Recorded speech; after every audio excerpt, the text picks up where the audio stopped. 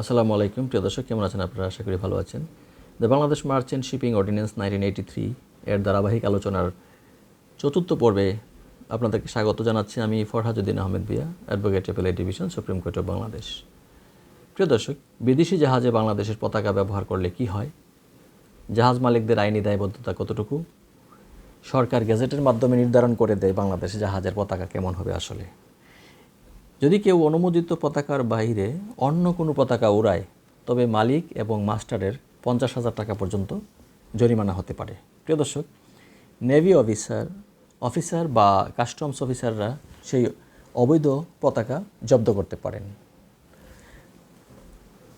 জাতীয় পরিচয় গোপন বা এটার ভুল ব্যবহার যদি হয়, তাহলে বিদেশি জাহাজে বাংলাদেশের পতাকা, ফর এক্সাম্পল আমরা যদি বলি যে কোনো বিদেশি জাহাজ বাংলাদেশের পতাকা ব্যবহার করতে পারবে না, যেমন ব্যতিক্রম হচ্ছে এরকম: যুদ্ধ বা শত্রু থেকে বাঁচতে জরুরি প্রয়োজনে পরিচয় গোপন করা। বাংলাদেশের জাহাজ হয়েও যদি কেউ পরিচয় গোপন করে বা বিদেশি জাহাজ হওয়ার ভান ধরে, তবে 2 বছরের জেল বা 80,000 টাকা জরিমানা হতে পারে তাদের জন্য। কেন এই নিয়মটা আসলে করা হয়েছে?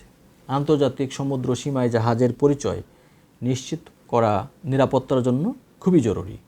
প্রিয় দর্শক, কখন পতাকা উড়ানো বাধ্যতামূলক, কখন পতাকা উড়াতে হবে, এটা আমরা একটু জেনে নিই। প্রিয় দর্শক, নৌবাহিনীর জাহাজ যদি সংকেত দেয় বিদেশি বন্দরে ঢোকার বা বের হওয়ার সময় পতাকা উড়াতে হবে। 3.5 টনের বেশি জাহাজ হলে বাংলাদেশের বন্দরে প্রবেশের সময় অবশ্যই পতাকা উড়াতে হবে, পতাকা থাকতে হবে। পোর্ট ক্লিয়ারেন্সের সময় কাস্টমস অফিসারকে অবশ্যই জানাতে হবে জাহাজটি কোন দেশের। এই তথ্য ছাড়া জাহাজ সমুদ্র যাত্রা শুরু করতে পারবে না।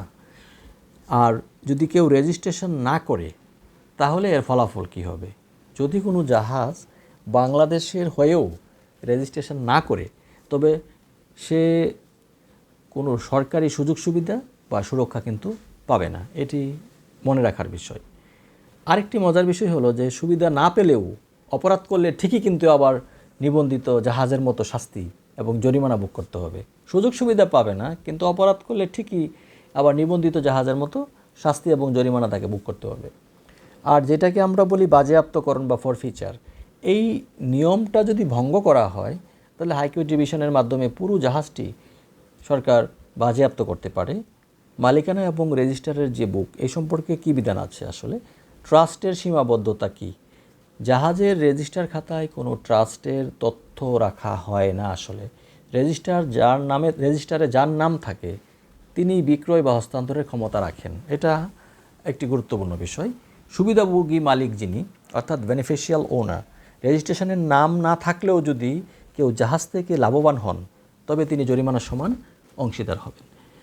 প্রিয় দর্শক, যেটা বলছিলাম যে পরিদর্শনের যে ব্যাপারটা, তাহলে সেটা নিয়ে যদি আমরা একটা আলোচনা, নির্দিষ্ট ফি দিয়ে যে কেউ রেজিস্টার বুকটা কিন্তু আবার দেখতে পারবেন। তবে অবশ্যই জাহাজ মালিকের লিখিত অনুমতি লাগবে সেই রেজিস্টার বুক দেখতে বা চেক করতে হলে। সরকারি ক্ষমতা এবং বিধিমালা। সরকারি জাহাজ, সরকার চাইলে কিন্তু সাধারণ সরকারি জাহাজকেও নেভির বাইরে এই আইনের অধীনে আনতে পারে, অর্থাৎ নেভি ছাড়া।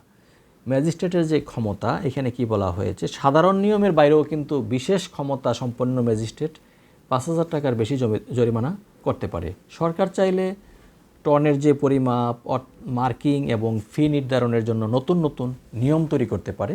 এটিতে কোনো বাধা নেই। প্রিয় দর্শক, আজকে এই পর্যন্তই আলোচনাটি ছিল।